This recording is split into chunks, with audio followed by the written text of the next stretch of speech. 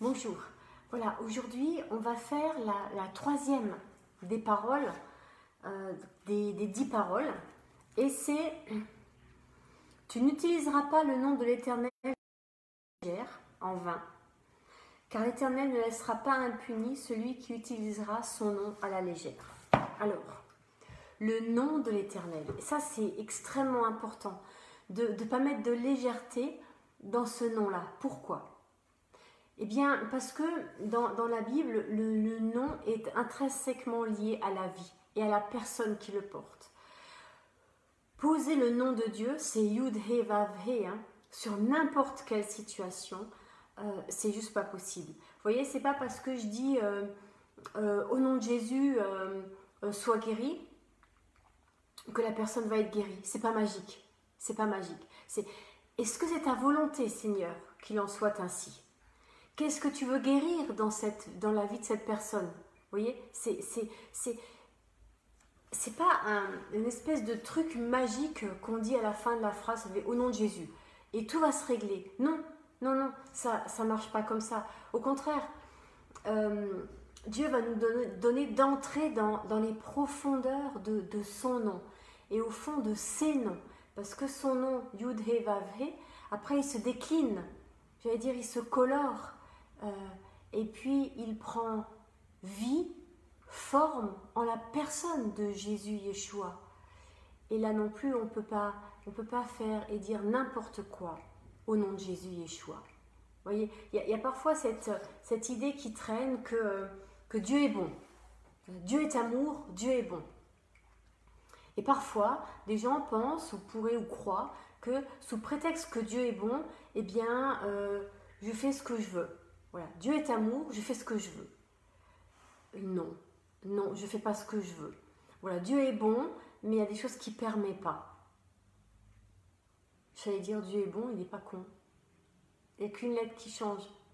Mais ça change beaucoup de choses. Oui, Dieu est bon. Oui, Dieu est amour. Mais il a donné une loi. Et je crois qu'il va falloir que dans le monde chrétien, on intègre le fait qu'il y a une loi.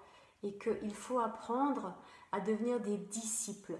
Parce qu'à ce compte-là, Jésus il serait venu, si Dieu est juste bon et juste amour, ben Jésus il serait venu. Pourquoi il aurait pris le temps et la peine d'enseigner, de faire des disciples, de leur apprendre à obéir à la parole et de les recentrer toujours sur l'essentiel? Et qu'est-ce que c'est que l'essentiel? C'est pas que le diable tombe devant eux ou que les esprits soient liés au nom de Jésus. L'essentiel c'est que vos noms soient inscrits dans le livre de vie.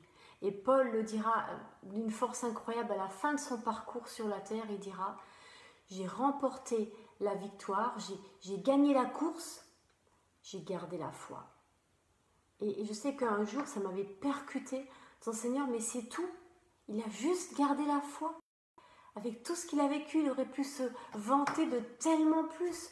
Dire grâce à moi, l'église de Corinthe existe, j'ai écrit aux Romains. Vous voyez un peu le... Et non. Et Paul dit, j'ai gardé la foi. Voilà, il a gardé cette intimité, le nom. Le nom. Le nom de l'Éternel qui, en Jésus Yeshua, encore un nom, nous ouvre l'accès au lieu très saint.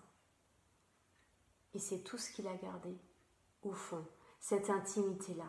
Et c'est tout ce qui reste. Et quand la Bible parle de ces trésors qu'on amasse dans le ciel ou sur la terre, parce qu'on amasse aussi des trésors sur la terre, ne nous leurrons pas, mais lesquels ont du poids dans l'éternité? Certainement pas ceux de la terre. C'est bien ceux du ciel.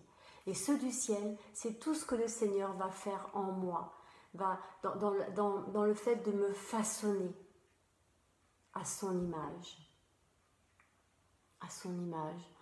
Et ce nom de l'Éternel, eh bien, il est inscrit là. Sainteté à l'Éternel. Vous vous rappelez? Les prêtres portent une tiare, une couronne où il y a écrit sainteté à l'Éternel. Notre nom est gravé dans les paumes des mains de Jésus à la croix. Alors non, ce n'est pas vain le nom de l'Éternel, et je ne peux pas l'utiliser en vain. Il n'y a pas de légèreté dans ce nom, il y a du poids. Et le poids, c'est tout le poids de la présence, de la sainteté et de la gloire de l'Éternel qui est contenu dans ce nom. Et c'est pour ça que finalement ce nom est absolument imprononçable. Les Hébreux, les Juifs, aujourd'hui encore, ne prononcent pas le tétragramme. Parce qu'on ne peut pas dire Dieu. Il nous échappe toujours. Il est toujours au-delà. Donc ce nom est au-delà de tout nom. Et en Jésus Yeshua, nous pouvons l'appeler Père, Papa, Abba. Les rabbins le faisaient déjà. Mais en Jésus, il y a une autre dimension de cette paternité. Parce que en Jésus Yeshua, cette paternité, elle a existé. Là où les rabbins le disaient et le disent comme quelque chose qui est encore en devenir, en Jésus Yeshua, c'est quelque chose qui est acquis. Et cette dimension-là, les Juifs ont besoin de l'entendre. De la même manière que les chrétiens ont besoin d'entendre qu'il n'y a pas de légèreté dans ce nom. Et qu'on n'utilise pas même le mot de Seigneur, ne s'utilise pas comme une virgule ou ne ponctue pas une phrase ou une prière. C'est un nom saint. Et on a besoin d'apprendre, parfois, à ne pas le dire. C'est intéressant de ne pas le dire, de se limiter. Parce qu'au fond, se limiter, c'est aussi reconnaître sa place et rester à sa place. Et notre place, c'est la place de la créature, pas du Créateur. Et on se rappelle que si nous sommes invités à la table du roi, eh bien, il y a forcément une distance entre lui et moi. Regardez, entre vous et moi, là, aujourd'hui, eh bien, il y a la distance d'une table. Comme à un repas. Il y a cette distance qui est absolument nécessaire et qu'on a besoin de réentendre, de redécouvrir. Et en ce temps dans lequel nous sommes, dans ces 10 jours, grands et redoutables, eh bien, ça fait partie des choses essentielles auxquelles on a besoin de redonner du poids. Seigneur, est-ce que j'ai dit ton nom légèrement? Est-ce que j'ai dit ta présence légèrement? Quelle est ma façon de vivre ma relation avec toi? Où est-ce qu'il y a de la légèreté? Où est-ce qu'il y a trop de légèreté? Où est-ce qu'il y a trop de familiarité? Eh bien que voilà, dans ce temps où on s'approche de Yom Kippour, on puisse vraiment rentrer dans ces dimensions-là de l'intimité et de dire Seigneur, pardon. Pardon pour la légèreté. Pardon parce qu'on dit le sang de Jésus comme une évidence, alors qu'il n'y a rien d'évident dans ça. Et on le verra à Yom Kippour, dans ces 25 heures. Vous avez déjà essayé de jeûner, pas boire et pas manger 25 heures. Il n'y a rien d'évident. Et de repasser la vie de Jésus dans ces 25 heures, étape après étape. Il n'y a rien d'évident dans tout ça. Et on a besoin de remettre du temps et de reprendre conscience. Jésus est mort pour moi à la croix, merci Seigneur. Ça prend 25 heures. Ça prend 25 heures de le dire. Et toutes les étapes. Mais on verra ça plus particulièrement à Yom Kippour. Mais voilà, juste pour savoir vers quoi on va. On va vers cette prise de conscience que ça ne s'est pas passé d'un claquement de doigts. Voilà. Cette prise de conscience que c'est dans l'humain Jésus que ça s'est marqué, que c'est les bouts de sa chair qui ont été arrachés. Vous voyez ? Et je crois que c'est important. Dans ces 10 jours, ne prononce pas le nom d'Éternel en vain.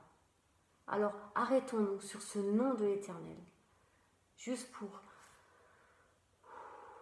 en recevoir tout le poids d'éternité, tout l'amour, manifesté, devenu réel, visible en Jésus Yeshua. Soyez bénis.